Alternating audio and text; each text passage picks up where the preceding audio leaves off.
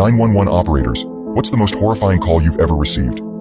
I remember the exact time it came in, 2:43 a.m. The line connected, but at first there was just silence.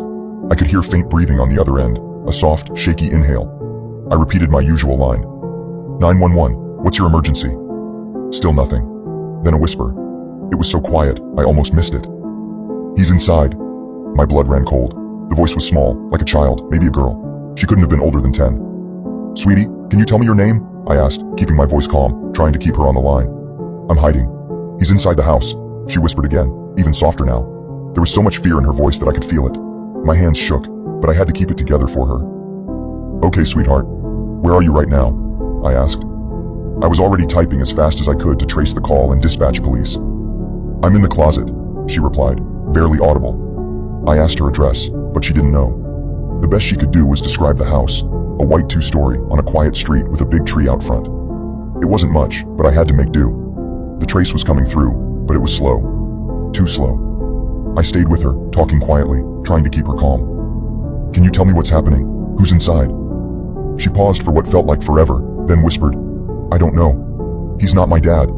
I fought back panic. Where is your mom, sweetheart? Is she with you? Mom's asleep.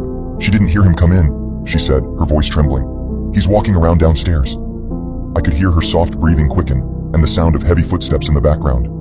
The intruder was still in the house. The trace finally came through, and I gave the address to the officers.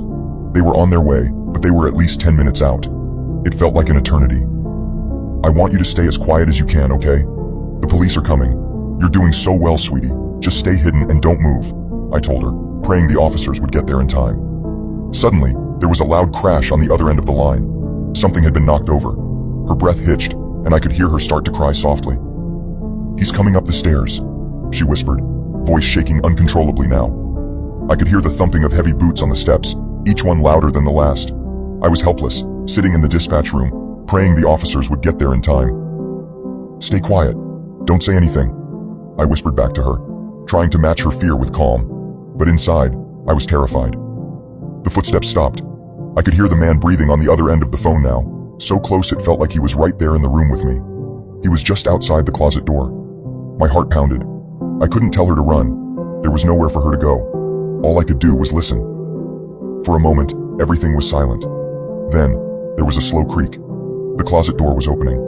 She let out the smallest, faintest gasp. And then the line went dead. I screamed into the phone, trying to get her back, dialing again and again, but nothing. No one answered. The officers arrived at the house 7 minutes later. It was too late. They found the little girl inside the closet, and she was still alive, barely. But her mother was gone. She had been killed while she slept, and the man who had done it was gone too, vanishing into the night. They never caught him.